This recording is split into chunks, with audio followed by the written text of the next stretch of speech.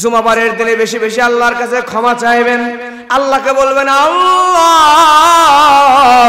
ও দয়াময় আল্লাহ, তুমি আমাদেরকে মাফ করে দাও, তুমি আমাদেরকে ক্ষমা করে দাও। আল্লাহর কাছে যত তওবা করবেন আল্লাহর কাছে তত প্রিয় বান্দা হতে পারবেন। সুবহানাল্লাহ। আমার ভাইয়েরা, আল্লাহ রাব্বুল আলামিন একজন ফেরেশতাকে সৃষ্টি করেছেন, নাম তার হযরত ইসরাফিল আলাইহিস সালাম। এই ইসরাফিল আলাইহিস সালামকে রব্বুল আলামিন যেদিন বানিয়েছেন, যেদিন ইসরাফিলকে সৃষ্টি করেছেন, সেদিন থেকে তো তার মৃত্যু পর্যন্ত ইসরাফিল ফেরেশতার কাজ হলো 3 বার সিংহায় ফু দেওয়া। জোরে বলবেন কয়বার? 3 বার সিংহায় ফু দেওয়া। ইসরাফিল আলাইহিস সালাম মৃত্যু পর্যন্ত ওই সিংহা নিয়ে দাঁড়ায় আছে, কখন আল্লাহ রাব্বুল আলামিন আমাকে অর্ডার করবে আর আমি সিংহার মধ্যে ফুৎকার দিয়ে দিব। ইসরাফিল আলাইহিস সালাম সিংহায় ফুৎকার দেওয়ার জন্য রেডি হয়ে আছেন। এইবার দুনিয়ার সব ঈমানদার যখন মারা যাবে, কোন এক জুমাবারে আল্লাহ রাব্বুল আলামিন ইসরাফিলকে ডাক দিয়ে বলবে, ইসরাফিল এইবার তুমি তোমার সিংহার মধ্যে ফুৎকার দিয়ে দাও। ইসরাফিল আলাইহিস সালাম এবারে সঙ্গে সঙ্গে আল্লাহর অর্ডার পাওয়া মাত্রই সিংহার মধ্যে একবার ফুৎকার দিয়ে দিবে। একবার সিংহার মধ্যে ফুৎকার দেওয়ার সঙ্গে সঙ্গে দুনিয়ার ভিতরে কিয়ামত শুরু হয়ে যাবে। আল্লাহু আকবার। আল্লাহ রাব্বুল আলামিন সূরা মুদ্দাসসিরের 7, 8 নম্বর 9 নম্বর আয়াতের মধ্যে বলেন, ফাইযা নুখিরা ফিন্নাকুর ফাযালিকা ইয়াউমাইযিন ইয়াউমুন আসীর। আল্লাহু আকবার। আল্লাহ রাব্বুল আলামিন বলেন, যেদিন সিংহার মধ্যে ফুৎকার দেওয়া হবে সেদিন হবে কঠিন দিন। কঠিন দিন। আল্লাহর কঠিন আর মানুষের কঠিন এক নাকি? আল্লাহ যদি বলে কঠিন, তাহলে আল্লাহর কঠিন কিন্তু আরো বেশি ভয়ানক। কথা বলেন ঠিক কিনা? আল্লাহ রাব্বুল আলামিন সূরা জিলজালের মধ্যে বলেন, ইযা সুলসিলাতিল আরদু সিলসালাহা ওয়া আখরাজাতিল আরদু আথকালাহা। আল্লাহ রাব্বুল আলামিন বলেন, ওই কিয়ামতের দিন কেমন হবে? ওই কিয়ামতের দিন সিংহায় ফুৎকার দেওয়ার সাথে সাথে দুনিয়ার মধ্যে কম্পন সৃষ্টি হয়ে যাবে, ভূমিকম্প সৃষ্টি হয়ে যাবে, দুনিয়া থরথর থরথর করে কাঁপবে। শুধু তাই নয়, আল্লাহ বলেন, ওয়া আখরাজাতিল আরদু আথকালাহা।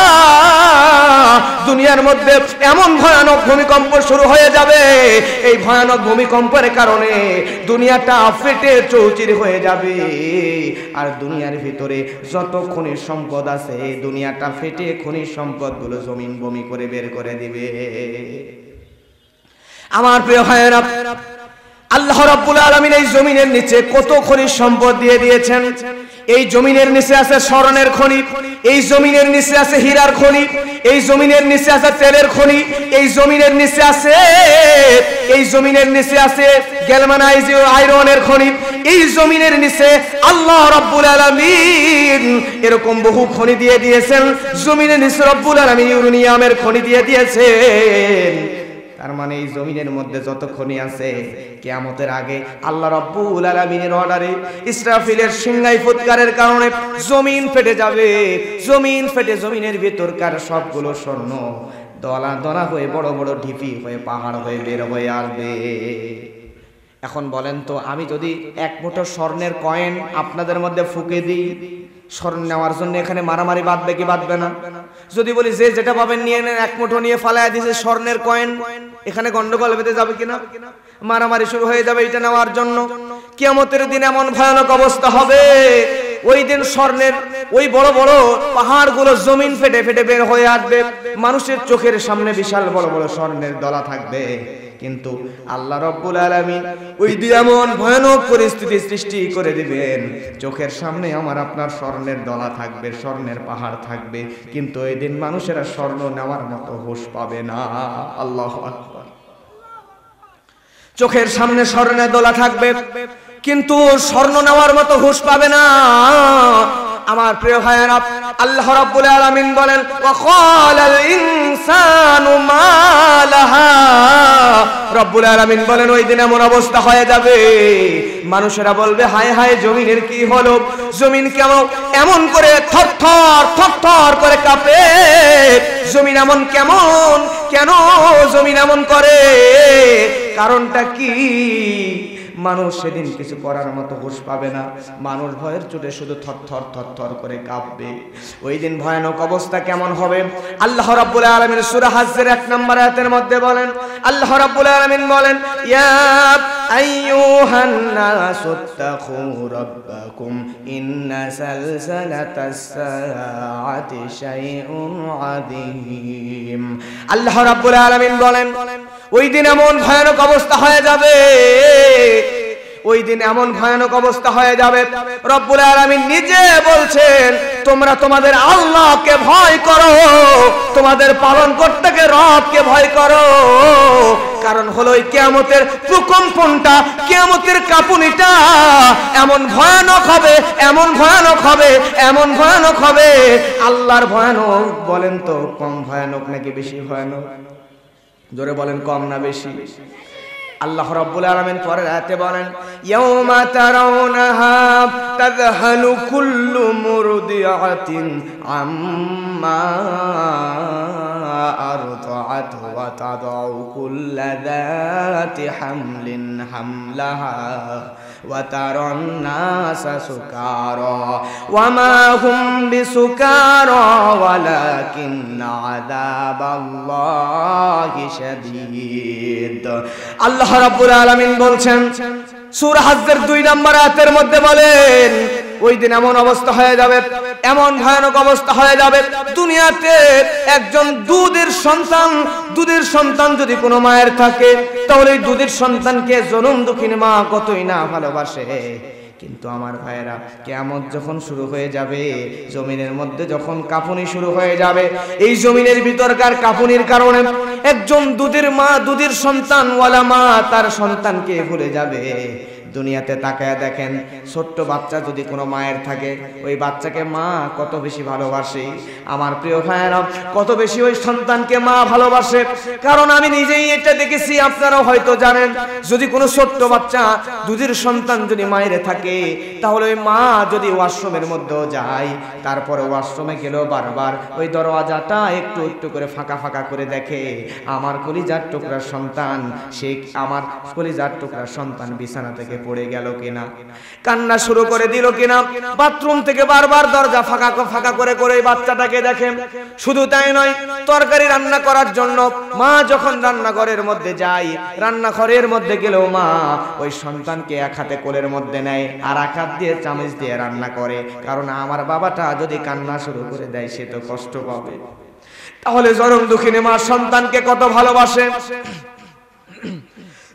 কিন্তু আল্লাহ রাব্বুল আলামিন বলেন ওই দিন এমন ভয়ানক অবস্থা হয়ে যাবে ওয়া তাদা কুল্লু যাতিল হামলিন হামলাহা, এমন অবস্থা হয়ে যাবে কিয়ামতের ভয়ঙ্কর প্রকম্পনের কারণে দুধের সন্তান যে কোনো মায়ের আছে মা তার সন্তানকে ভুলে যাবে। এমন ভয়ানক অবস্থা হয়ে যাবে আমার প্রিয় ভাইয়েরা।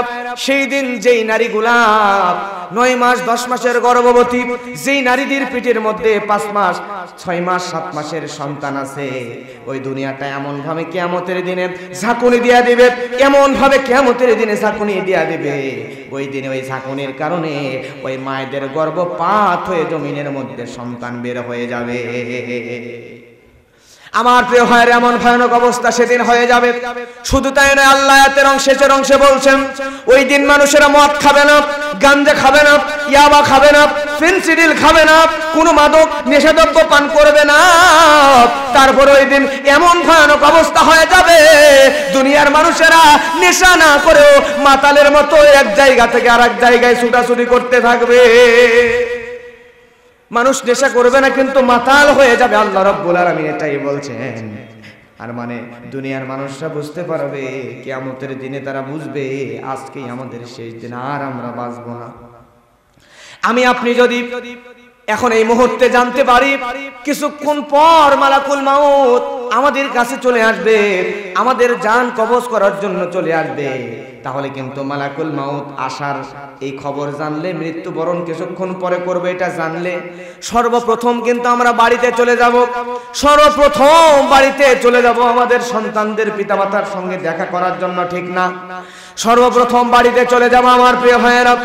এরপরে আমরা ওসিয়ত করব, আমি মারা গেলে বাবারে আমার জন্য তুমি মসজিদ মাদ্রাসায় দান করে দিও, আমার জন্য ভালো ভালো কিছু কাজগুলো করো। কিন্তু আল্লাহ রাব্বুল আলামিন সূরা ইয়াসিনের 50 নম্বর আয়াতের মধ্যে বলেন সেদিন কি অবস্থা হবে? ফালা ইয়াস্তাতিউনা তাওসিয়াতাও ওয়ালা ইলা আহলিহিম ইয়ারজিউন। আল্লাহু আকবার। আল্লাহ রাব্বুল আলামিন বলেন সেদিন এমন ভয়ানক অবস্থা হয়ে যাবে, এমন ভয়ানক পরিস্থিতি হয়ে যাবে, মানুষগুলা ওসিয়ত করার জন্য বাড়িতে যাওয়ার সুযোগ পাবে না। শেষবারের মতো বিবির সঙ্গে, সন্তানের সঙ্গে, বাবা মার সঙ্গে, আত্মীয় স্বজন পরিবারের মানুষের সঙ্গে শেষবারের মতো দেখা করার মতো সুযোগও তারা পাবে না। আমার ভাইয়েরা, এমন ভয়ানক অবস্থা হয়ে যাবে। এইরকম জমিনি বালা চলতে চলতে আল্লাহ রাব্বুল আলামিন এবার কিয়ামত শুরু করে দিয়েছেন। আল্লাহ রাব্বুল আলামিন সূরা মুজাম্মিলের 14 নম্বর আয়াতের মধ্যে বলেন ইয়াউমা তারজুফুল আরদু ওয়াল জিবালু ওয়া কানাতিল জিবালু কাতিবাম মাহিলা।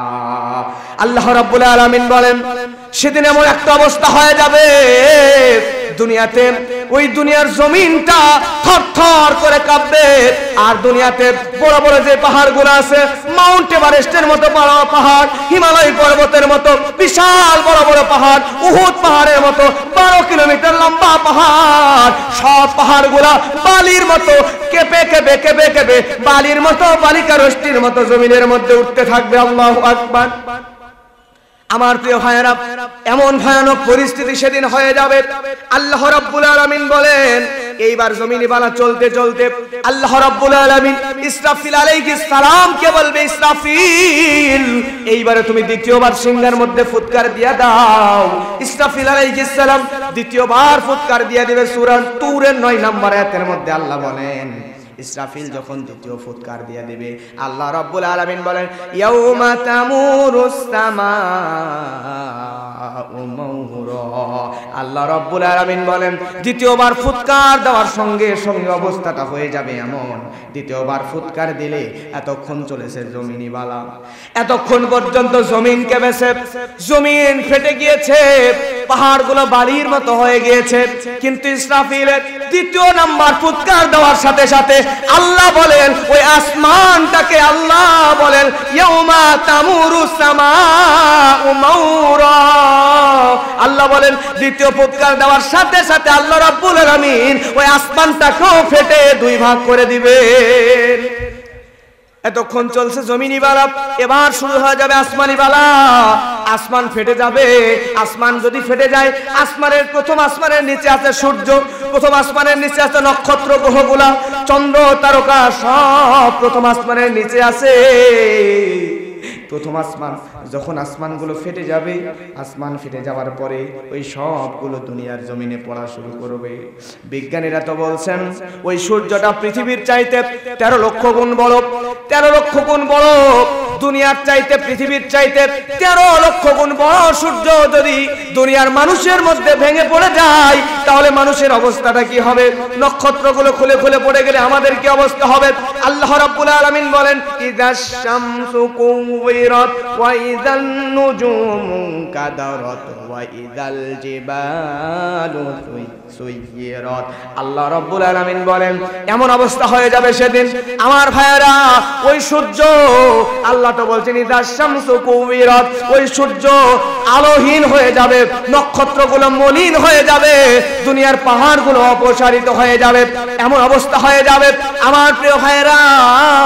দুনিয়াতে এমন অবস্থা হয়ে যাবে সূর্যের আলো থাকবে না, নক্ষত্রের আলো থাকবে না, চন্দ্রের আলো থাকবে না, কোনো কিছুই থাকবে না, সব খুলে খুলে জমিনের মধ্যে পড়া শুরু করে দিবে। দ্বিতীয়বার ইসরাফিল যখন ফুঁক দেবে সিংহার মধ্যে, দ্বিতীয়বার ফুৎকার দেওয়ার সাথে সাথে এই ফুৎকারের আওয়াজটা তাম দুনিয়া থেকে শোনা যাবে। আমেরিকা থেকে শোনা যাবে, ইউরোপের দেশগুলো থেকে শোনা যাবে, রাশিয়া থেকে শোনা যাবে, আফগানিস্তান, পাকিস্তান, কুয়েত, কাতার, বাহরাইন, ইন্দোনেশিয়া, ফিলিপাইন, সৌদি আরব, সব দেশগুলো থেকে একসঙ্গে ইসরাফিলের সিংহার আওয়াজ শুনতে পাবে, একসঙ্গে সিংহার আওয়াজ শুনতে পাবে ঠিকই, কিন্তু ওই সিংহার আওয়াজ আস্তে করে সবাই একসাথে শুনবে।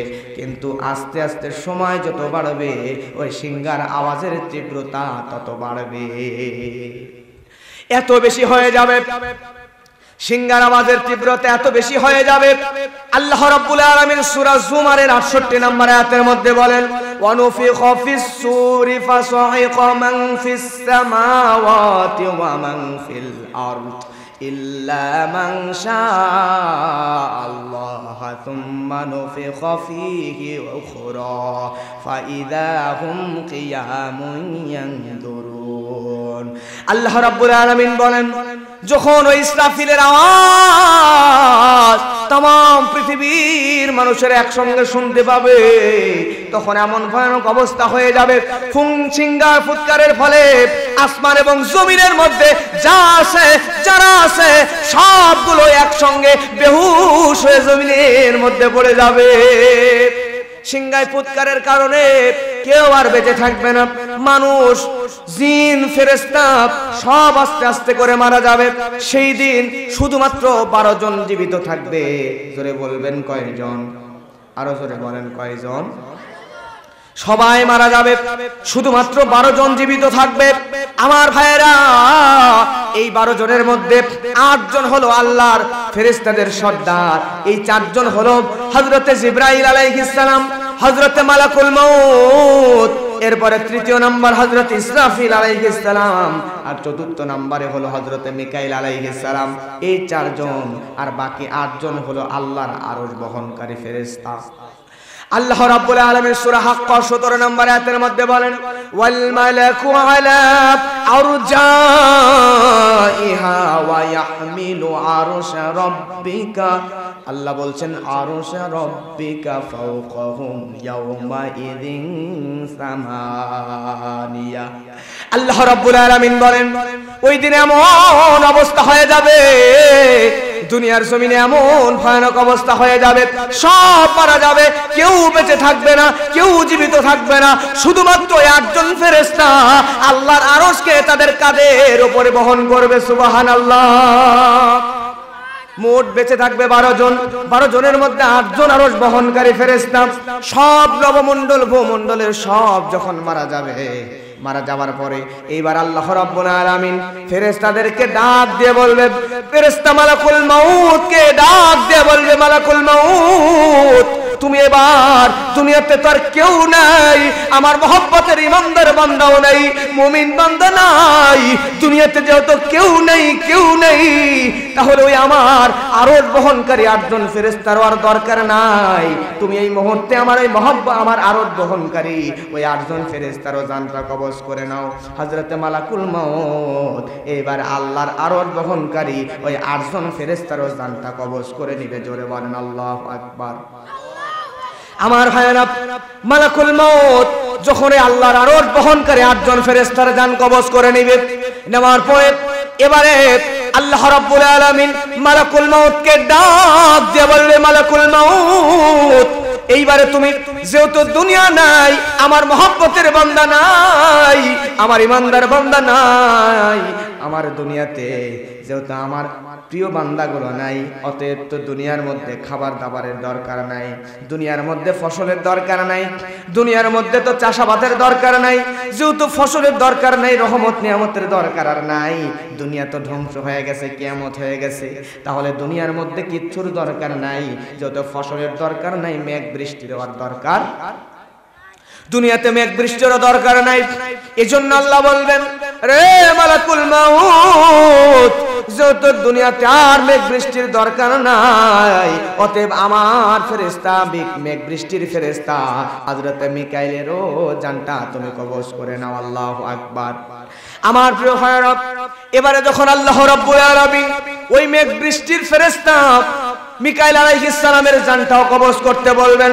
হযরত মালাকুল মউত মিকাইল আলাইহিস সালামের জানটা যখন কবজ করে নেবেন, জান কবজ করে নেওয়ার পরে প্রিয় ভাইরা আমার, এবারে সঙ্গে সঙ্গে আল্লাহ রাব্বুল আলামিন মালাকুল মউতকে বলবে, রে মালাকুল মউত, মিকাইলের তো জানটা কবজ করলি, এবার আমার ফেরেশতা ইসরাফিলের জান কবজ করে নে। ইসরাফিলের সিংহায় ফুৎকার দেওয়ার কথা ছিল কয়টা? জোরে বলেন কয়টা? তিনটা দিয়েছে কয়টা? দুইটা বাকি আছে কয়টা? একটা সিংহায় ফুক দেওয়া বাকি। এখনই রব্বুল আলামিন বলবেন, রে মালাকুল মউত, এই মুহূর্তে তুই ওই ইসরাফিলের জানটা কবজ করে নে। ইসরাফিলের জানটা কবজ করে নেওয়া হবে। ইসরাফিল আলাইহিস সালামের জানটা কবজ করে নেওয়ার পরে আল্লাহ রাব্বুল আলামিন বলবেন, রে মালাকুল মউত, দুনিয়াতে আর তো কোনো নবী রাসূল নাই, আমার ফেরেশতাদের সর্দার জিবরাইলের তো দরকার নাই, তুমি যাও যাও যাও, আমার ফেরেশতা ওই জিবরাইলেরও জান তুমি কবজ করে নাও। এইবার আল্লাহ রাব্বুল আলামিনের অর্ডার মোতাবেক মালাকুল মউত যে হযরত জিবরাইলের জানটা কবজ করে নেবে। আল্লাহু আকবার। আমার প্রিয় ভাইরা, হযরত জিবরাইল আলাইহিস সালামের জান কবজ করে নেওয়ার পরে রব্বুল আলামিন মালাকুল মউতকে বলবে, রে মালাকুল মউত, তুমি তো জিবরাইলের জান কবজ করলা, এবার তুমি মালাকুল মউতের জানটা তুমি নিজেই কবজ করে নাও। জোরে বলেন আল্লাহু আকবার। এইবারে মালাকুল মউত নিজের জান কবজ করার জন্য চলে যাবে, জান্নাত জাহান্নামের মাঝখানে দাঁড়ায়া যাবে। দাঁড়ায়া যাওয়ার পরে আল্লাহর নবী বলেন, মালাকুল মউত নিজের জানটা কবজ করার জন্য জান্নাত আর জাহান্নামের মাঝখানে দাঁড়ায় এমন জোরে চিৎকার দিয়ে দিবে, এমন জোরে চিৎকার দিয়ে দিবে, এমন জোরে চিৎকার দিয়ে দিবে। আল্লাহর নবী বলেন, ওই চিৎকারের আওয়াজ এত বেশি তীব্র হবে, দুনিয়াতে ইসরাফিল আলাইহিস সালামের সিংহার ফুৎকার দেওয়া লাগতো না। দুনিয়ার সব মানুষের জান কবজ করার জন্য জান্নাত জাহান্নামের মাঝখানে মালাকুল মউতের চিৎকারটাই যথেষ্ট।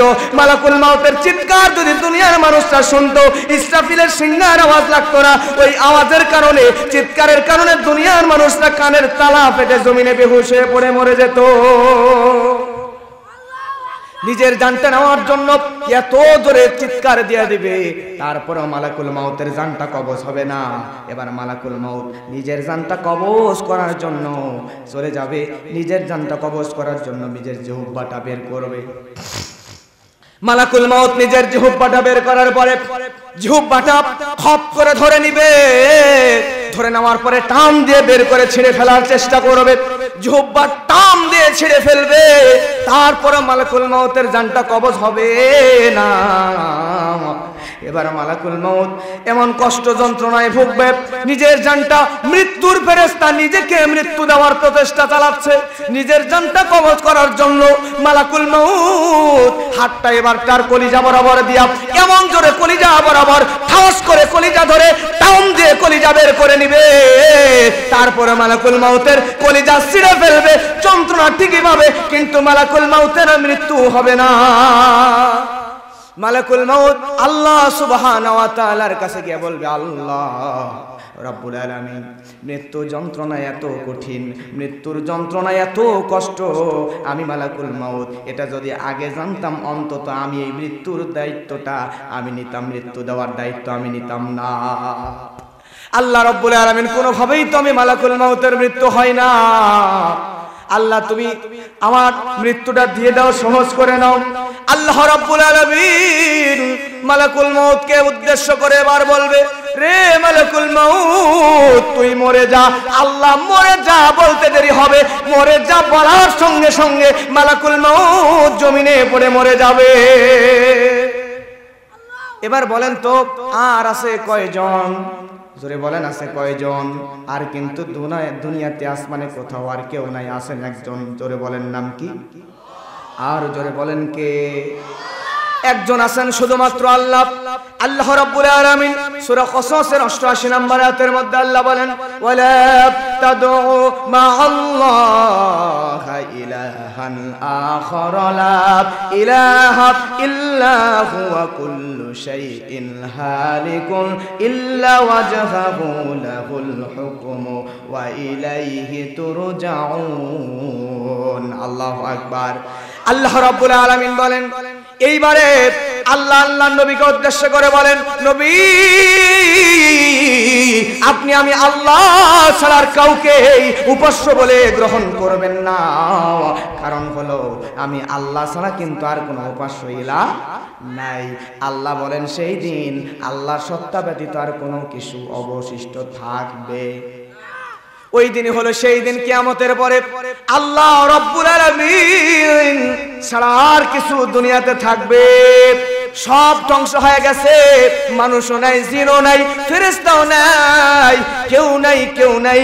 আল্লাহ রাব্বুল আলামিন দুনিয়ার জমিনে মানুষদেরকে উদ্দেশ্য করে বলবে, রে দুনিয়ার জালেমেরা, তোমরা তো দুনিয়াতে জুলুম করছিলাম, কই আছে আজকে ওই জালেমেরা? কই তোমরা জালেমেরা যারা জুলুম করছিলা, তারা আজকে কোথায়? আল্লাহ বারবার জালেমদেরকে ডাক দিবেন, কিন্তু আল্লাহর কথার জবাব দেওয়ার মতো জালেমরা কি দুনিয়ায় থাকবে নাকি? আজকে যারা ক্ষমতার দাপটে, আজকে যারা চেয়ারের ক্ষমতার দাপটে, আজকে যারা পাওয়ার দেখাইয়া, আজকে যারা আলেমদের উপর নির্যাতন করে, আজকে যারা ক্ষমতার পাওয়ারে ভালো মানুষগুলোকে ধরে ধরে মিথ্যা মামলা দিয়ে জেলের মধ্যে ঢোকায়, আজকে যারা ক্ষমতার পাওয়ারে, আজকে যারা দিনকে রাত করে দেয়, আজকে যারা ক্ষমতার পাওয়ারে আজকে মানুষকে মানুষ মনে করে না, মানুষদেরকে 50 বছর ধরে যে লোকটা কোরআনের তাফসীর করেছে তাকেও যারা আজকে যাবজ্জীবন কারাদণ্ড দিয়া কোরআনের ময়দান থেকে যার জেলখানার মধ্যে নিয়ে তারা জেলের মধ্যে মৃত্যু দিয়ে দেয়, শহীদ করে দেয়, এই জালেমদেরকে আল্লাহ রাব্বুল আলামিন ডাক দিবেন, তখন আর জালেমেরা কোনো উত্তর দিতে পারবে না, ঠিক কিনা? আমার ভাইয়েরা, আল্লাহ রাব্বুল আলামিন সেই দিন বলবে, রে জালেমেরা কোথায়? কোন জালেমেরা সেদিন কোনো কথা বলতে পারবে না, কোন জালেম সেদিন দুনিয়াতে থাকবে না। আমার প্রিয় ভাইয়েরা, আল্লাহ রাব্বুল আলামিন একা থাকবেন। কতদিন একা থাকবেন? তাফসীরে জালালাইনের লেখক লিখেছেন, বাইনান নাফখাতাইনি 40 সানা। তিনি বলছেন ইসরাফিল আলাইহিস সালামের দ্বিতীয় সিংহার ফুৎ আর তৃতীয় সিংহার ফুৎকারের মাঝখানে সময়ের ব্যবধান হবে প্রায় 40 বছর। জোরে বলেন কত বছর? আর জোরে বলেন কত বছর? 40 বছর। আল্লাহ রাব্বুল আলামিন এই 40 বছর একা থাকবেন। আল্লাহু আকবার। আমার ভাইয়েরা, 40 বছর আল্লাহ সুবহানাহু ওয়া তাআলা একা থাকবেন। এরপর আল্লাহ রাব্বুল আলামিন এইবারে রব্বুল আলামিন ইসরাফিল আলাইহিস সালাম জীবিত না মৃত? ইসরাফিলের কাছে যাবেন। যাওয়ার পরে ইসরাফিলকে আল্লাহ রাব্বুল আলামিন নিজের রূহটাকে ইসরাফিলের মধ্যে ফুঁকে দিবেন। ইসরাফিল আলাইহিস সালামের মধ্যে রূহ ফুঁকে দিতে দেরি হবে, ইসরাফিলের জীবিত হতে দেরি হবে না। ইসরাফিল আলাইহিস সালামের ভিতর রূহ ফুঁকে দেবে, সর্বপ্রথম তাকেই জীবিত করবে। ইসরাফিল আলাইহিস সালাম জীবিত হওয়ার সঙ্গে সঙ্গে ওই সিংহাটা হাতের মধ্যে করে নিয়ে ফুৎকার দেওয়ার জন্য রেডি হয়ে দাঁড়িয়ে যাবে। সুবহানাল্লাহ। আল্লাহ সুবহানাহু ওয়া তাআলা এইবার ইসরাফিল আলাইহিস সালামকে ডাক দিয়ে বলবে, ইসরাফিল এই মুহূর্তে তুমি তোমার সিংহার মধ্যে ফুঁক দাও। বাকি আছে কয়টা? এই অবশিষ্ট একটা ফুঁক দিয়ে দাও। ইসরাফিল আলাইহিস সালাম সঙ্গে সঙ্গে যখন সিংহার মধ্যে দ্বিতীয়বার আর একটা ফুৎকার দিয়ে দিবে, আমার ভাইয়েরা, ইসরাফিল আলাইহিস সালামের এইবার তৃতীয়বার ফুৎকার দেওয়ার সঙ্গে সঙ্গে হাসরের মাঠটা তৈরি হয়ে যাওয়ার পরে হযরত আদম আলাইহিস সালাম থেকে শুরু করে নিয়ে পৃথিবীর সর্বশেষ যেই ব্যক্তি মৃত্যুবরণ করেছে ওই ব্যক্তি পর্যন্ত সব মানুষ ওই তৃতীয় ফুৎকার দেওয়ার সঙ্গে সঙ্গে কবর ফেটে, মাটি ফেটে, জমিন ফেটে ফেটে বের হয়ে আসবে। আল্লাহু আকবার। দুনিয়ার যত মানুষ মৃত্যুবরণ করেছে সব মানুষ একসঙ্গে জমিন ফেটে, মাটি ফেটে বের হয়ে আসবে। বের হয়ে আসার পরে সবাই একত্রিত হবে। হওয়ার পরে সব মানুষগুলো হাসরের ময়দানের দিকে যাওয়া শুরু করবে। আল্লাহু আকবার। হাসরের ময়দানটা কি বোঝেন তো নাকি? হাসরের মাঠ হচ্ছে এমন একটা মাঠ যেই মাঠের মধ্যে তাম পৃথিবীর সব মানুষকে আল্লাহ একসাথে একত্রিত করবেন। আল্লাহু আকবার। হাসরের মাঠটা হলো এমন এক মাঠ, হাসরের ময়দান এমন ময়দান যেই হাসরের ময়দানের মধ্যে আমরা মানুষরা জান্নাতি হব নাকি জাহান্নামী হব এটার বিচার ফায়সালা হবে যেই মাঠে, সেই মাঠের নাম। আমার ভাইয়েরা, সব মানুষগুলা জমিন ফেটে ফেটে বের হয়ে যাবে, যে তারা হাসরের ময়দানের দিকে যাওয়া শুরু করবে।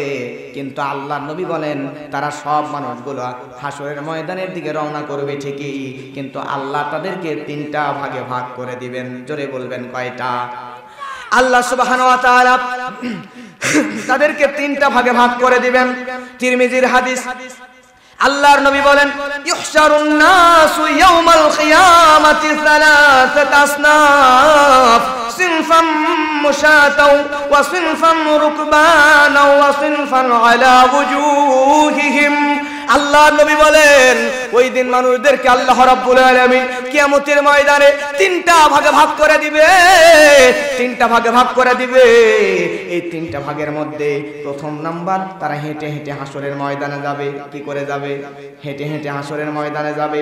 এরপরে আল্লাহর নবী বলেন দ্বিতীয় নাম্বার এরা হেঁটে হেঁটে যাবে না, এদের জন্য আল্লাহ রাব্বুল আলামিন হাঁটার ব্যবস্থা করবেন না। এদের জন্য আল্লাহ রাব্বুল আলামিন জান্নাত থেকে জান্নাতি সাওয়ারি জান্নাতি গাড়ির ব্যবস্থা করে তাদেরকে গাড়ির মধ্যে উঠাইয়া ওই হাসরের ময়দান পর্যন্ত লিফট দিয়া দিবেন। সুবহানাল্লাহ। আর তৃতীয় নম্বরে নবী বলেন নুকবানা ওয়া সিনফান আলা ওয়ুজুহিহিম। এই মানুষগুলা এরা হেঁটেও যাবে না, এরা পা দিয়েও হাঁটবে না, এরা গাড়িতেও যাবে না। এদেরকে আল্লাহ কি করবেন? পা তুলবেন উপরের দিকে, মাথা থাকবে নিচের দিকে, চেহারা দিয়ে হেঁটে হেঁটে হাসরের ময়দানের দিকে যাবে। আপনারা বলেন তো, হাত দিয়েও কষ্ট করে হাঁটা যায়, পা দিয়ে স্বাভাবিকভাবে হাঁটা যায়, কিন্তু চেহারা দিয়ে হাঁটার কোনো অপশন আছে নাকি? চেহারা দিয়ে তো কোনো হাঁটার অপশন নাই, তাহলে চেহারা দিয়ে কেমনে হাঁটবে? এবার আল্লাহর নবীকে জিজ্ঞাসা করলো সাহাবীরা, হাদিসের পরের অংশে আসছেন কিলা ইয়া রাসূলুল্লাহ ওয়া কাইফা ইয়ামশুনা আলা ওয়ুজুহিহিম। নবী মানুষরা কেমনে হেঁটে হেঁটে যাবে? আল্লাহর নবী চেহারা দিয়ে কেমনে হাঁটবে? ক্বালা ইন্নাল্লাযী আমশাহুম আলা কুদামিহিম কাদিরুন আলা আন ইয়ামশিয়াহুম আলা ওয়ুজুহিহিম আমা ইন্নাহুম ইয়াত্তাখুনা বিওয়ুজুহিহিম কুল্লা হাদাবিন ওয়া শাউক। আল্লাহু আকবার। আল্লাহর নবী বলেন শুনে নাও আমার সাহাবীরা, শুনে নাও, ওই দিন এমন অবস্থা হয়ে যাবে, ওই দিন আল্লাহ মানুষদেরকে পায়ে দিয়ে কেমনে, মুখ চেহারা দিয়ে কেমনে হাঁটাবেন? আল্লাহ রাব্বুল আলামিন মানুষদেরকে যে আল্লাহ পা দিয়ে হাঁটানোর মতো সক্ষমতা রাখেন, ওই আল্লাহ যদি ইচ্ছা করেন তাহলে ওই মানুষদেরকে চেহারা দিয়ে হাঁটানোর ক্ষমতা আমার আল্লাহ রাখেন। জোরে বলেন আল্লাহু আকবার। ওই মানুষরা চেহারা দিয়ে হেঁটে হেঁটে যাবে। চেহারা দিয়ে যখন হাঁটবে, হাঁটার সময় জমিনের মধ্যেকার কাঁটাগুলা, জমিনের মধ্যেকার পাথরগুলা, শক্ত শক্ত ইটগুলা, পিচগুলা চেহারার মধ্যে ঢুকে যাবে। কত যন্ত্রণা আপনারা বলেন তো। যাদের পা উপরে মাথা নিচে চেহারা দিয়ে হাঁটবে এরা সম্মানিত নাকি অসম্মানিত? আমার ভাইয়েরা, এরা এভাবে হাঁটবে। প্রথম শ্রেণী হেঁটে হেঁটে যাবে। তিনটা শ্রেণীর মধ্যে একটা শ্রেণী সরাসরি যাবে হাসরের ময়দানে। তারা হেঁটে হেঁটে পায়ে হেঁটে যাবে। সেই মানুষগুলার ঈমান আছে, গুনাহ করছে, নেকিও করছে, তাদেরকে আল্লাহ সরাসরি হাসরের ময়দানে নেবে। আর যাদের দ্বিতীয় নাম্বার, যাদেরকে আল্লাহ সাওয়ারি দিয়ে নিয়ে যাবে, গাড়ি দিয়ে হাসরের ময়দানে নিয়ে যাবে, তাদেরকে আল্লাহ সরাসরি হাসরের ময়দানে নেবেন না। হাসরের ময়দানের ডান সাইডে একটা জায়গা থাকবে, যেই জায়গায় আল্লাহ সুবহানাহু ওয়া তাআলার আরশের ছায়া থাকবে। ওই আল্লাহর আরশের ছায়ার নিচে কুরসির উপরে ওই মানুষদেরকে আমার আল্লাহ জায়গা করে দিবেন। সুবহানাল্লাহ। আমার প্রিয় ভাইরা, যেই মানুষদেরকে আল্লাহ সুবহানাহু ওয়া তাআলা ওই হাসরের ময়দানে না নিয়ে হাসরের ডান দিকে আল্লাহর আরশের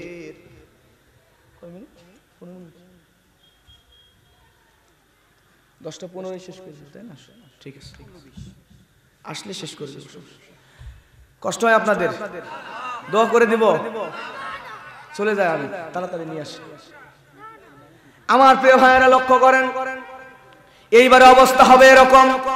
ওই হাসরের ময়দানে আরশের ছায়ার নিচে যারা জায়গা পাবে তাদের ক্যাটাগরি হবে 7টা। জোরে বলবেন কয়টা? আর জোরে বলেন কয়টা? আওয়াজ ধীরে দিলে হবে না, জোরে বলেন কয়টা? আর জোরে বলেন কয়টা? 7টা।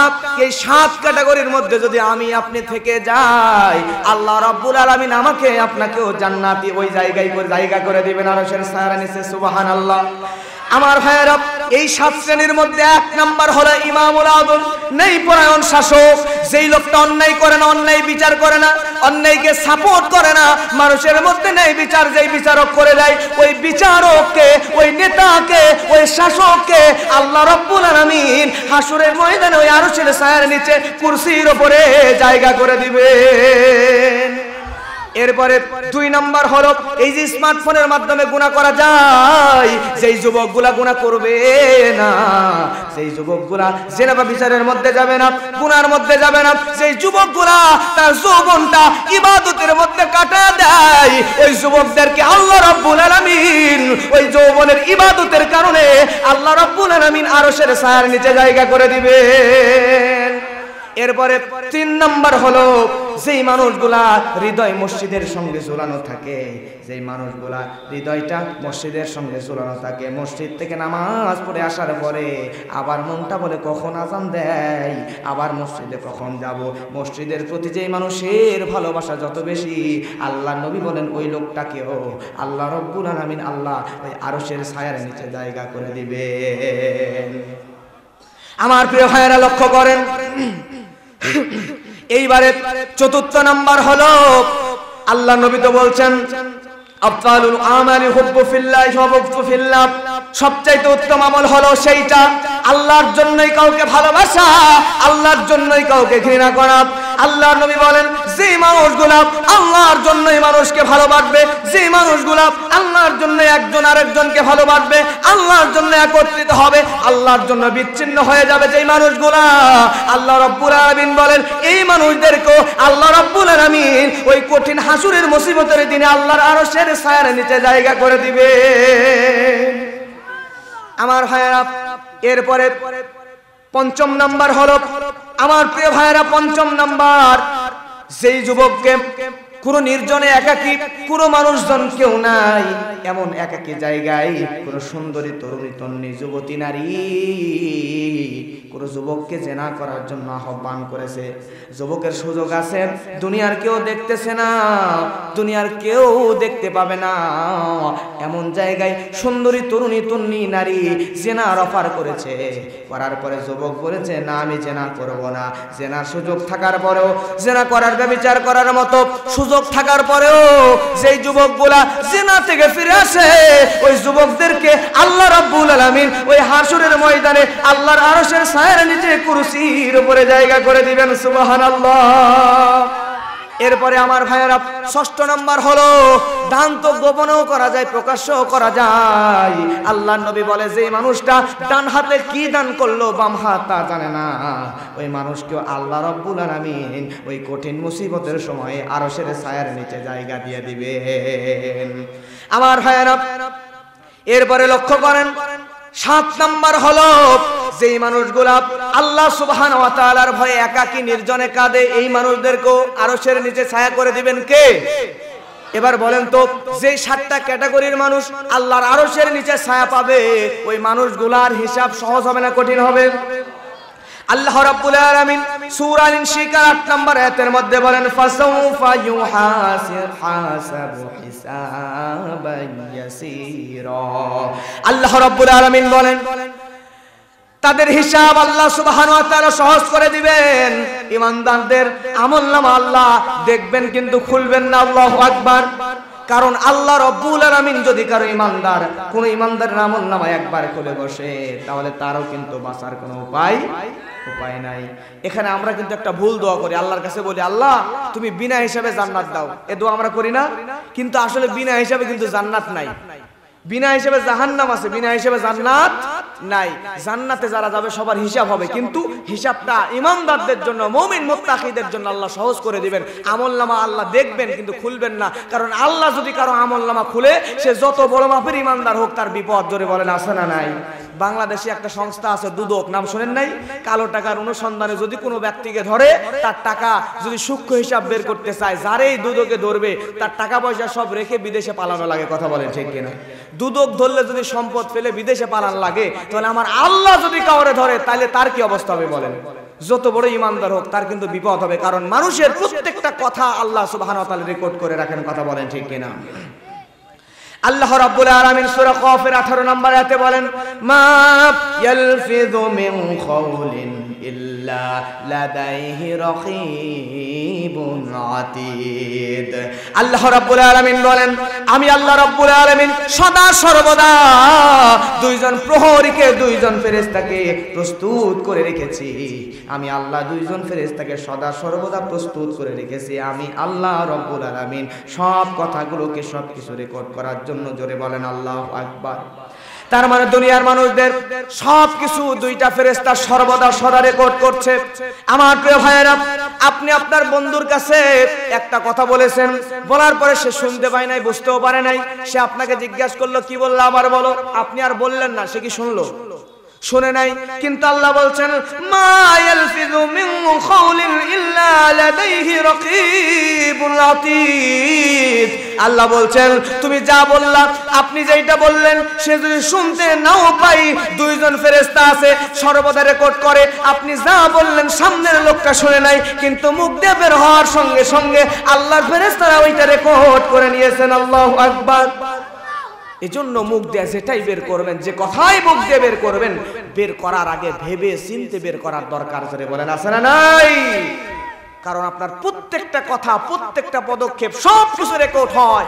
আজকে যদি আপনি কোনো একটা ভুল করে ফেলেন, আপনার ভুল মনে নাও হতে পারে, কিন্তু ফেরেশতার খাতায় লিপিবদ্ধ হয়ে আছে। ওইটার কারণেই হাসরের ময়দানে আপনাকে জাপটে ধরা হবে। ঠিক কি না?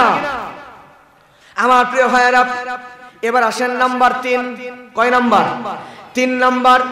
যাদেরকে আল্লাহ চেহারা দিয়ে হাঁটে হাঁটে হাসরে নিয়ে আসবেন, তাদের অবস্থা কি হবে? আল্লাহ সুবহানাহু ওয়া তাআলা সূরা রহমানের মধ্যে বলেন, ইউরাফুল মুজরিমুনা বিসীমাহুম ফায়ুখাযু বিন-নাওয়াসি ওয়াল আকদাম ফাবিআইয়ি আলাই রাব্বিকুমা তুকাযযিবান। আল্লাহ রাব্বুল আলামিন বলেন, সেদিন অপরাধীদের চেহারা দেখে দেখে তাদেরকে ফেরেশতারা চিনে ফেলবে। কেমনে চিনবে আমার ভাইরা? ওই দিন আল্লাহ সুবহানাহু ওয়া তাআলার নবী বলেন, ওই দিন হাসরের দিন এমন ভয়ানক অবস্থা হবে, আল্লাহ সুবহানাহু ওয়া তাআলা 70,000 ফেরেশতা 70,000 শিকল দিয়া জাহান্নামটাকে শক্ত করে বাঁধবে। বাঁধার পরে 70,000 শিকল 70,000 আল্লাহর ফেরেশতা শক্ত করে ধরবে। টান দিয়া টান দিয়া টান দিয়া ওই জাহান্নামটাকে টানতে টানতে হাসরের ময়দানের একদম নিকটে নিয়ে চলে আসবে। আল্লাহু আকবার। এরপরে তৃতীয় শ্রেণী, যাদেরকে আল্লাহ হাঁটাইতে চেহারা দিয়ে হাঁটায়া হাঁটায়া যাদেরকে আল্লাহ সুবহানাহু ওয়া তাআলা হাসরের ময়দানে নিবেন, ওই হাঁটানো মানুষগুলো, যাদের চেহারা দিয়ে হাঁটাবেন, ওই হাঁটানো চেহারা দিয়ে হাঁটানো মানুষগুলো তারা যাদের দুনিয়াতে ঈমান নাই, যারা বিধর্মী, এদের কোনো হিসাব নিকাশ নাই। যাদের ঈমান আছে বুঝবেন ভালো করে, যাদের ঈমান, যারা মুত্তাকি, যারা তওবা করেছে, তাদেরকে আল্লাহ ওই আরশের নিচে ওই 7 ক্যাটাগরির লোককে জায়গা দিবেন।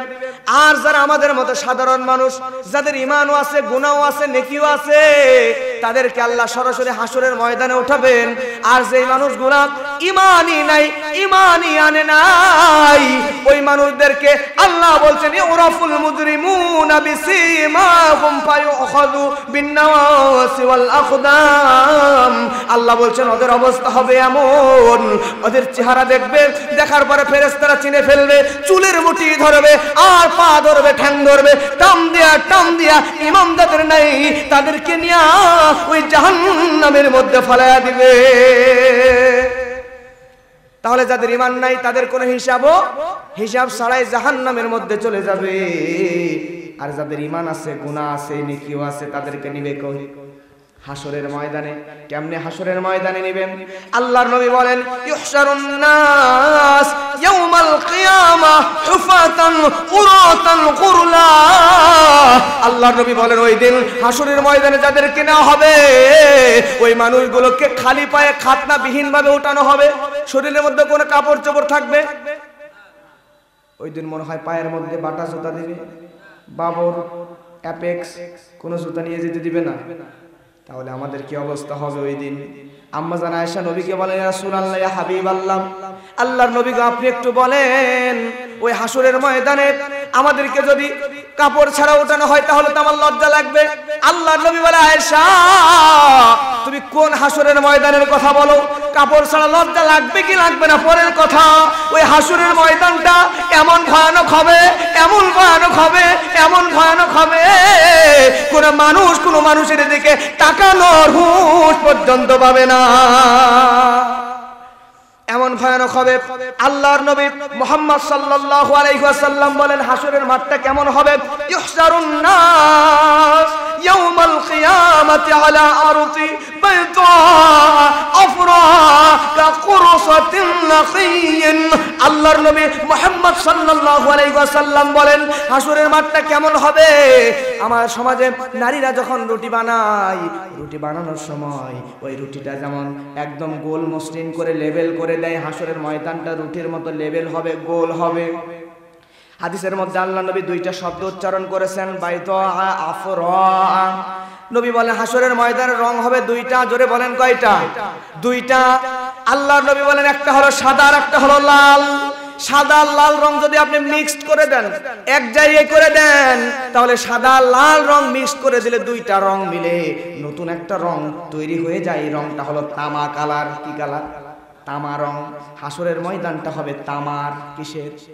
প্রশ্ন আসতে পারে আল্লাহ সুবহানাহু ওয়া তাআলা হাসরের ময়দানটা মাটি দিয়ে বানাইতে পারতেন, হাসরের ময়দানটা আল্লাহ চাইলে পাথর দিয়ে বানাইতে পারতেন, কিন্তু আল্লাহ হাসরের ময়দান মাটি দিয়ে না বানায়া, পাথর দিয়ে না বানায়া তামা দিয়ে কেন বানাইলেন? কারণ কি?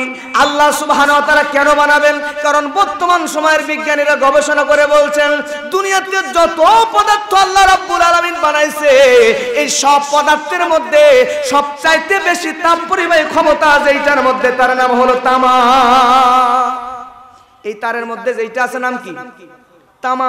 আপনি যদি আরজি নওগাঁ এই জায়গার মধ্যে যদি আপনি একটা সুইচ সেট করে এই তারটা যদি নিয়ে যান আমেরিকার মধ্যে, আমেরিকায় যদি বাল্ব সেট করেন, আপনি আরজি নওগাঁয় সুইচ দেবেন, সেকেন্ডের মধ্যে সুইচ দিতে দেরি হবে, আমেরিকায় আলো জ্বলতে দেরি হবে না। তামার ভিতরে এত তাড়াতাড়ি তাপ পরিবাহী হবে। আমার প্রিয় ভাইরা লক্ষ্য করেন, তাহলে তামার পাওয়ার এত বেশি, তামার ক্ষমতা এত বেশি, তামাতে এত বেশি তাপ দেওয়া হবে। ওই তামা কেন আল্লাহ নিচে দিলেন? কারণটা কি?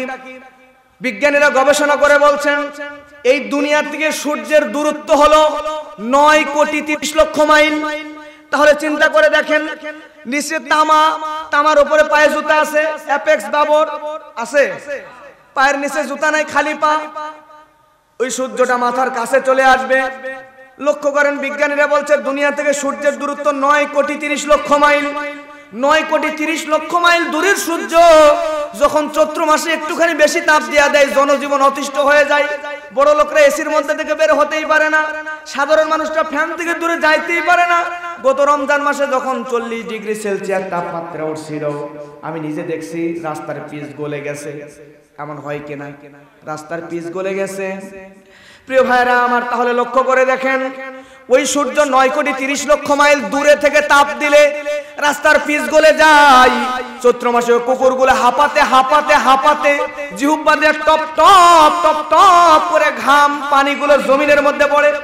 তাহলে ওই 9,30,00,000 মাইল দূরের সূর্যটা আল্লাহ রাব্বুল আলামিন যদি আমাদের মাথার কাছে নিয়ে আসেন, তাহলে আমাদের কি হবে? তাহলে আমাদের অবস্থাটা কেমন হবে? আল্লাহর নবী বলেন তুতনাস শামসু ইয়াউমাল কিয়ামা মিনাল খালক হাত্তা তাকুনা মিনহুম কামিকদার মিল।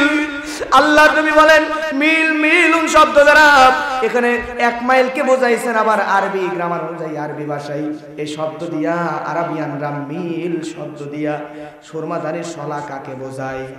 আমার ভাইরা, তাহলে সুরমাদানির শলাকা পরিমাণ কাছে আসবে। আল্লাহর নবী বলছেন তো এইটাই, তুতনাস শামসু ইয়াউমাল কিয়ামা মিনাল খালক হাত্তা তাকুনা মিনহুম কামিকদার মিল। আল্লাহু আকবার। এমন অবস্থা সেদিন হয়ে যাবে আমার প্রিয় ভাইয়েরা, ওই সূর্যটা সুরমাদানি মনে হয় এরকম বড়, সুরমাদানির শলাকায় এরকম বড়, এরকম বড়। সুরমাদানির শলাকা এত ছোট, ওই সুরমাদানির শলাকার সমপরিমাণ মাথার কাছে চলে আসবে। সূর্য যদি সুরমাদানির শলাকার সমপরিমাণ মাথার উপরে আসে, 9,30,00,000 মাইল দূর থেকে তাপ দিলে চৈত্র মাসে আমাদের জনজীবন অতিষ্ঠ হয়ে যায়। আর পায়ের নিচে তামা, আর মাথার 2 থেকে 3 ইঞ্চি উপরে সূর্য। ওই অবস্থায় তামার জমিনের উপরে খালি পায়ে দাঁড় করাইয়া আল্লাহ যদি ওই সূর্যের মধ্যে সুইচের মধ্যে চাপ দিয়ে দেয়, চাপ দেওয়ার সাথে সাথে ওই হাসুরের ময়দানে যত লক্ষ কোটি মানুষ দাঁড়াবে, ওই সব মানুষগুলো সূর্যের উত্তাপে ঝলসে যাওয়া শুরু করে দিবে। আল্লাহর নবী বলেন, ওই দিন গুনাহ যার যত বেশি, ওই দিন কষ্ট আযাব তার তত বেশি। আমার প্রিয় ভাইরা, আল্লাহর নবী বলছেন, ওই দিন যেই মানুষগুলো, আপনারা তো ঝর্ণা দেখছেন, ঝর্ণা থেকে ঝরঝর করে পানি সামনে পড়ে যায়। আমার ভাইয়েরা, ঠিক তেমন করে ঝর্ণার পানি যেমন ঝরঝর করে পড়ে যায়, ঠিক তেমন করে মানুষ যত বেশি গুনাহ করবে, আপনার গুনাহ কম হলে হাঁটু পর্যন্ত, গুনাহ একটু বেশি হলে কোমর পর্যন্ত আপনার ঘাম ঝরঝর করে পড়বে, আর একটু গুনাহ বেশি হলে কাঁধ পর্যন্ত পড়বে, আর একটু গুনাহ বেশি হলে আপনার এরকম চোয়াল মোবারক পর্যন্ত ঘাম চলে আসবে। নিজের ঘামের বন্যার মধ্যে নিজে দাঁড়াবেন। নিচে কি? পায়ের নিচে মাটি, পায়ের নিচে তামা, এরপরে মাথার উপর সূর্য, নিজের ঘামের বন্যায় নিজে ডুবে আছেন। পাতিলের মধ্যে পানি দিয়ে নিচে জাল দিয়ে মাঝখানে আপনারা বসালে কেমন হবে? আল্লাহর নবী বলেন, ওই দিন এমন ভয়ানক অবস্থা হয়ে যাবে, আপনার পায়ের নিচে থাকবে তামার জমিন, আর মাথার উপর 2-3 ইঞ্চি উপরে সূর্য। আমার প্রিয় ভাইয়েরা, ওই 2-3 ইঞ্চি উপরে সূর্যটা যখন তাপ দিয়া দিবে, তাপ দেওয়ার পরে ঘামগুলো টকবক করে ফুলবে। টকবক করে ঘাম ফোলার কারণে আল্লাহ রাব্বুল আলামিন এমন আযাব দিয়া দিবে, মানুষগুলা শরীর জ্বলতে মানুষের শরীরগুলো থেকে ঘাম ঝরতে চামড়াগুলো ছিঁড়ে যাবে, চামড়াগুলো খুলে পড়ে যাবে। আল্লাহ রাব্বুল আলামিন এমন আযাব দিবে, মানুষরা সহ্য করতে পারবে না। আল্লাহ রাব্বুল আলামিন দুনিয়ার মধ্যে যা কিছু সৃষ্টি করেছেন, সব সৃষ্টি করেছেন দুনিয়ার মানুষদের জন্য।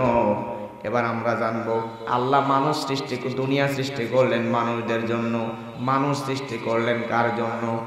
আল্লাহ রাব্বুল আলামিন বলেন, ওয়ামা খালাকতুল জিন্না ওয়াল ইনসা ইল্লা লিয়াবুদুন। আল্লাহ রাব্বুল আলামিন সূরা যারিয়াত 56 নম্বর আয়াতের মধ্যে বলেন, আমি আল্লাহ রাব্বুল আলামিন মানব জাতি এবং জিন জাতিকে সৃষ্টি করেছি আমি আল্লাহর ইবাদত করার জন্য। তার মানে আল্লাহ রাব্বুল আলামিন দুনিয়া সৃষ্টি করলেন মানুষদের জন্য, আর মানুষদেরকে সৃষ্টি করলেন আল্লাহর জন্য। সুবহানাল্লাহ। এইবারে আপনারা নওগাঁ শহরের জ্ঞানী বিচক্ষণ স্মার্ট মানুষ, আপনারা বলবেন, আল্লাহ সুবহানাহু ওয়া তাআলা এই পুরো দুনিয়াটাকে বানাতে আল্লাহর সময় লেগেছিল কয়দিন? আল্লাহ রাব্বুল আলামিন কোরআন মাজিদের সূরা আরাফের 54 নম্বর আয়াতের মধ্যে বলেন, রব্বুল আলামিন বলেন, ইন্না রাব্বাকুমুল্লাহাল্লাযী খালাকাস সামাওয়াতি ওয়াল আরদা ফি সিত্তা। আল্লাহ রাব্বুল আলামিন বলেন, আল্লাহ রাব্বুল আলামিন এই নভমণ্ডল ভূমণ্ডলের মধ্যে যা কিছু আছে সব কিছু রব্বুল আলামিন বানিয়েছেন 6 দিনে। জোরে বলেন, কয় দিনে? 6 দিনে বানালেন। প্রশ্ন আসতে পারে, আল্লাহ রাব্বুল আলামিন যদি একবার মুখ দিয়ে বলতেন হয়ে যা, কুন ফায়াকুন বলার সঙ্গে সঙ্গে দুনিয়া সৃষ্টি হয়ে যেত। কুন ফায়াকুন বলার সঙ্গে সঙ্গে আসমান জমিন সবকিছু সৃষ্টি হয়ে যেত। কুন ফায়াকুন বলার সাথে সাথে হয়ে যেত। তারপর আল্লাহ রাব্বুল আলামিন কুন ফায়াকুন না বলে এই পুরো দুনিয়া বানাতে 6 দিন সময় কেন নিলেন জানার দরকার আছে না নাই? কারণ হচ্ছে, বাংলাদেশের বিভিন্ন জেলায় যখন মাহফিলে যাওয়ার সময় প্রিয় ভাইয়েরা, বড় বড় শহরগুলোতে, ঢাকা শহরের মতো বড় বড় শহরগুলোতে গেলে দেখি গাড়ির গ্লাসে ছোট্ট ছোট্ট বাচ্চা মেয়েরা টোকা দেয়। টোকা দেওয়ার পরে গাড়ির গ্লাসটা খুলে দিলে তখন বলে, ভাইয়া ফুলের মালা একটা কিনে নেন। হাতে করে ফুলের মালা কিছু বানিয়ে বিক্রির জন্য নিয়ে আসে। একটা করে মালার দাম 20 থেকে 30 টাকা। এই মালাগুলার আমাদের প্রয়োজন নাই, তারপরও মাঝে মধ্যে ওই বাচ্চা মেয়েদের কাছ থেকে ফুলের মালাটা কিনে নেই। কিনে নেওয়ার কারণ হচ্ছে ওই মালাটা দিয়া হয়তোবা আমার কোনো কাজে আসবে না, কিন্তু 20 টাকার একটা মালা কিনলে ওই বাচ্চা মেয়েটার একবেলা খাবারের ব্যবস্থা হয়ে যাবে। কথা বলেন ঠিক কিনা? মেয়েটাকে জিজ্ঞেস করা হলো, বাবা তুমি যে এই মালা তৈরি করেছো, এই মালা বানাইতে তোমার প্রত্যেক দিন কয়টা মালা বানাও? সে বলে মোটামুটি 50 থেকে 60টা মালা বানিয়ে বাজারে বিক্রি করে। এবার আপনারা বলবেন, প্রতিদিন যদি 50 থেকে 60টা মালা বানিয়ে বাজারে বিক্রি করে, ওই 50 থেকে 60টা মালা মানুষের জন্য বানালো, এবার তার কাছের মানুষ, মহব্বতের মানুষ, নিকটের মানুষ যদি তারে বলে আমার জন্য একটা ফুলের মালা বানিয়ে দাও, তাহলে মহব্বতের মানুষের জন্য, কাছের মানুষের জন্য বাজারে বিক্রির জন্য যেভাবে মালা বানায় ওভাবেই মালা বানাবে, নাকি আরেকটু মায়া দিয়ে, মহব্বত দিয়ে, ভালোবাসা দিয়ে সুন্দর করে মালা বানাবে না? আরেকটু সুন্দর করে মায়া দিয়ে মালা বানাবে। বাজারে বিক্রির জন্য একটা মালা বানাতে সময় যদি লাগে 20 মিনিট, তাহলে কাছের মানুষের জন্য, নিকটের মানুষের জন্য মায়া দিয়ে সুন্দর করে মালা বানাতে আরো এক্সট্রা 10 মিনিট বেশি সময় লাগবে। কথা বলেন ঠিক কিনা? আমার প্রিয় ভাইয়েরা, কারণ হলো বিক্রির জন্য মালা বানাবে সব মানুষের জন্য, কিন্তু সে নিজের কাছের মানুষের জন্য ফুলের মালা বানানোর জন্য সময় আরো 10 মিনিট বেশি নেবে। ঠিক তেমন করে আল্লাহ রাব্বুল আলামিন এই দুনিয়াটা, এই জমিনটা দুনিয়ার সব মানুষদের জন্য বানান নাই। আল্লাহ দুনিয়াটা বানিয়েছেন শুধু তার মুমিন বান্দাদের জন্য। সুবহানাল্লাহ। আল্লাহ রাব্বুল আলামিন শুধুমাত্র তার মুমিন বান্দার জন্য, শুধুমাত্র তার ঈমানদার বান্দার জন্য এই পুরা দুনিয়াটাকে সুন্দর করে সাজিয়েছেন, পুরা পৃথিবীটাকে সুন্দর করে বানিয়েছেন। আর আল্লাহ তার মুমিন বান্দা, মহব্বতের বান্দার জন্য আল্লাহ কুন ফায়াকুন বললেও দুনিয়া হয়ে যেত। তারপর মহব্বতের মানুষের জন্য, নিজের মানুষের জন্য, কাছের মানুষের জন্য মায়া দিয়ে দুনিয়া আল্লাহ বানালেন। এজন্য রব্বুল আলামিন ইচ্ছা করে 6 দিন সময় নিয়ে মায়া দিয়ে ধীরে ধীরে দুনিয়াটা সাজিয়ে গুছিয়ে তুলেছেন। সুবহানাল্লাহ। আমার প্রিয় ভাইয়েরা, আল্লাহ রাব্বুল আলামিন এই দুনিয়াটা বানিয়েছেন শুধুমাত্র ঈমানদারদের জন্য। প্রশ্ন আসতে পারে, হুজুর দুনিয়াতে তো বিধর্মী আছে, বেঈমান আছে, ইহুদি খ্রিস্টান নাসারা বৌদ্ধ আছে, তাহলে তারা দুনিয়াতে কেমনে বেঁচে আছে? প্রশ্নের উত্তর হবে এটা, আল্লাহ দুনিয়াটা ইহুদি খ্রিস্টান বৌদ্ধ নাসারা বিধর্মীদের জন্য বানান নাই। আল্লাহ দুনিয়াটা বানিয়েছেন শুধুমাত্র ঈমানদার বান্দার জন্য। আর ওই ঈমানদার বান্দার ওসিলা করে দুনিয়ার মধ্যে বিধর্মীরাও বেঁচে আছে। সুবহানাল্লাহ। দুনিয়াতে যদি একজনও ঈমানদার বান্দা না থাকতো, যেদিন দুনিয়া থেকে সব ঈমানদার বান্দা শেষ হয়ে যাবে, সেদিন এই দুনিয়ার মধ্যে আল্লাহ সুবহানাহু ওয়া তাআলা কিয়ামত দিয়ে দিবেন। জোরে বলেন আল্লাহু আকবার। আল্লাহর নবী বলেন, লা তাকুমুস সাআহ, আল্লাহর নবী বলেন ততদিন পর্যন্ত কিয়ামত হবে না, হাত্তা লা ইয়াখালা ফিল আরদি আল্লাহ আল্লাহ, যতদিন পর্যন্ত এই জমিনের মধ্যে একজন ঈমানদার আল্লাহ আল্লাহ বলার মতো লোক বেঁচে থাকবে, ততদিন পর্যন্ত নবী বলেন আল্লাহ দুনিয়াতে কিয়ামত দিবেন না। সুবহানাল্লাহ। তার মানে হলো যতদিন দুনিয়াতে আল্লাহ আল্লাহ শব্দ বলার মতো একজন ঈমানদার বেঁচে থাকবে, ততদিন পর্যন্ত দুনিয়ার মধ্যে কিয়ামত আল্লাহ দিবেন না। আমার প্রিয় ভাইরা, এবারে লক্ষ্য করেন, এ কথা বলছেন আল্লাহ ততদিন পর্যন্ত কিয়ামত দিবেন না আমার আল্লাহ। আমার প্রিয় ভাইরা, এবার আপনারা জ্ঞানী বিচক্ষণ মানুষ, স্মার্ট মানুষ, আপনারা বলবেন 1971 সালে বাংলাদেশের জনসংখ্যা ছিল কত? 7.5 কোটি। 7.5 কোটি মুসলমানের মানুষের মধ্যে 7 কোটি মুসলমান, 50 লক্ষ ধরেন বিধর্মী। এখন 2024 সালে আদমশুমারিতে বাংলাদেশের জনসংখ্যা হয়েছে 20 কোটি। 2 কোটি বিধর্মী আর 18 কোটি মুসলমান। তার মানে 1971 সালের চাইতে 2024 সালে প্রায় 3 গুণ মুসলমান বেড়ে গেছে কি যায় নাই? 3 গুণ মুসলমান বেড়ে গেছে। আল্লাহর নবী তো বলছেন একজন ঈমানদার থাকা পর্যন্ত দুনিয়াতে কিয়ামত হবে না। তার মানে এমন ভাবে মুসলমান পাইকারি দরে বাড়তেছে, এই কিয়ামত নবী বলেন হবে না একজন মুসলমানও দুনিয়াতে থাকতে।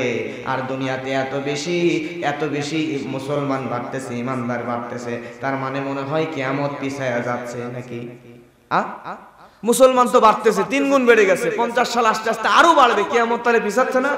যদি তাই হয় আজকে আমরা বাড়িতে যাই এক একজনে 4টা-5টা করে বাচ্চা নেওয়ার নিয়ত করে ফেলবো, যাতে কিয়ামত খালি পিছাতেই থাকে। যত জনগণ তত কিয়ামত পিছনে। তাই না? আমার প্রিয় ভাইয়েরা, আল্লাহর নবী হাদিসের মধ্যে কি বলছেন দেখেন, আল্লাহর নবী বলেন ইয়াতি আলান নাসি জামান, অচিরে এমন একটা জামানা আসবে ইয়াস্তামিউনা ফিল মাসাজিদ লাইসা ফীহিম মুমিন। আল্লাহর নবী বলছেন অচিরে এমন একটা জামানা আসবে যেই জামানার মধ্যে মসজিদ ভর্তি মুসল্লি থাকবে কিন্তু একজনও ইমানদার খুঁজে পাওয়া যাবে না। নবী বললেন এমন একটা জামানা আসবে মসজিদ ভর্তি মুসল্লি কিন্তু একজন ইমানদার খুঁজে পাওয়া যাবে। এই যে দেখছেন কাগজ, এই কাগজের মধ্যে আমি যদি কলম দিয়ে লিখে দিই পানি, কাগজটা ভিজে যাবে, ভিজবে না? এই কাগজের মধ্যে কলম দিয়ে যদি আমি লিখে দিই আগুন, তাহলে তো কাগজ আগুন দিয়ে পুড়ে যাবে, পুড়বেও না। তাহলে কাগজের মধ্যে কলম দিয়া লিখে পানি লিখে দিলে যেমন কাগজ ভিজে যায় না, কাগজের মধ্যে কলম দিয়ে আগুন লিখে দিলে যেমন কাগজ পুড়ে যায় না, ঠিক তেমন করে আল্লাহর নবীর হাদিসও ঠিক। আমরা মুসলমান খালি বাড়তেছি, কাগজে কলমে মুসলমান বাড়তেছি। ভোটার লিস্টের মধ্যে আপনার নাম মুসলমান, আপনার জন্ম নিবন্ধন কার্ডের মধ্যে আপনার ধর্ম ইসলাম, আপনার পাসপোর্টের ভিতরেও আপনি মুসলমান, কিন্তু আল্লাহর নবীর হাদিস অনুযায়ী আসলে আমরা নামে মুসলমান, কাগজে কলমে মুসলমান, প্রকৃত ইমানদার একটাও নাই। আস্তে আস্তে কমতেছে, ঠিক কিনা? আমার ভাইয়েরা, এভাবে ইমানদার কমতে থাকবে। তামাম পৃথিবীতে যখন ইমানদার কমতে থাকবে, আল্লাহর নবী মুহাম্মদ সাল্লাল্লাহু আলাইহি ওয়াসাল্লামের সাহাবীরা জিজ্ঞাসা করলেন মাতা সাআত, কিয়ামত কবে হবে? নবী বললেন আনা ওয়াসাকা হাতাইন। আল্লাহর নবী বললেন আমি নবী মুহাম্মদ রাসূলুল্লাহ সাল্লাল্লাহু আলাইহি ওয়াসাল্লাম এবং আমার উম্মতের খুব নিকটেই আছে কিয়ামত। আমি নবীর পরে আমার উম্মতরা কিয়ামতের আগে আর বেশি সময় পাবে না। আল্লাহু আকবার।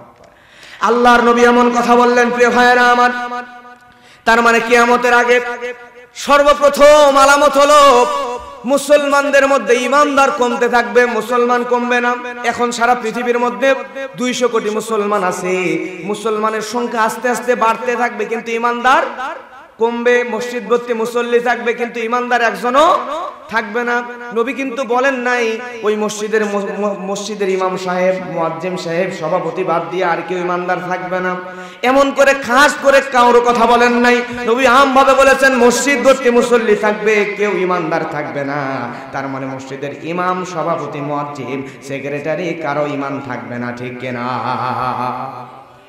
আমার প্রিয় ভাইয়ের, এভাবে যখন ইমানদার কমতে থাকবে তামাম দুনিয়ার মধ্যে, ধরে নেন বাংলাদেশে এখন 20 কোটি মানুষের মধ্যে 18 কোটি মুসলমান। 18 কোটি মুসলমানের ভিতরে শুধুমাত্র 100 জন ইমানদার থাকবে। ভারতে থাকবে 50 জন ইমানদার।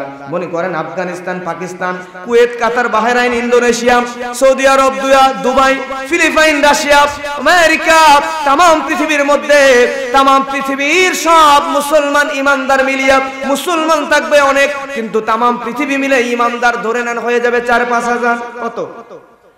তামাম পৃথিবী মিলে যখন মাত্র 4-5 হাজার ইমানদার হয়ে যাবে, তখন আল্লাহর নবী বলেন ইন্নাল্লাহা ইয়াবাত তুরহাম মিনাল ইয়ামান আলিয়ানা মিনাল হারির।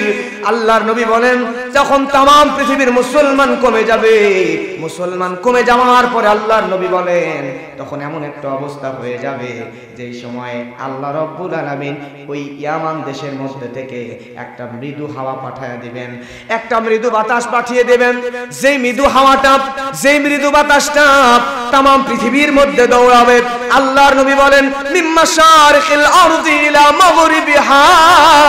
আল্লাহর নবী বলেন তামাম পৃথিবীর ভিতরে, তামাম পৃথিবীর মধ্যে মাশরিক থেকে মাগরিব পর্যন্ত, পূর্ব থেকে পশ্চিম পর্যন্ত তামাম পৃথিবীর মধ্যে ইয়ামানের বাতাসটা একবার ঘূর্ণিপাক দিবে। তামাম পৃথিবীর মধ্যে যখন একবার ঘূর্ণিপাক দিবে, একটা ঘূর্ণিপাকের কারণে ওই বাকি 4-5 হাজার ইমানদার যেই কয়জন জীবিত ছিল, ওই কয়জনকে ওই হাওয়া লাগার সঙ্গে সঙ্গে জমিনের মধ্যে পড়ে রূহ কবজ হয়ে যাবে, ইন্তেকাল করবে। সুবহানাল্লাহ। আমার ভাইয়েরা, বাকি যে 4-5 জন ইমানদার আছে, এই 4-5 হাজার ইমানদার একসঙ্গে মারা গেল। দুনিয়াতে আর ইমানদার আছে নাকি? আছে নাকি? দুনিয়াতে আর একটাও ইমানদার নাই। এমন সময় আল্লাহর নবী বলেন দুনিয়াতে যখন কোনো ঈমানদার থাকবে না, দুনিয়ার সব ঈমানদার যখন মারা যাবে, তখন অবস্থাটা কেমন হবে?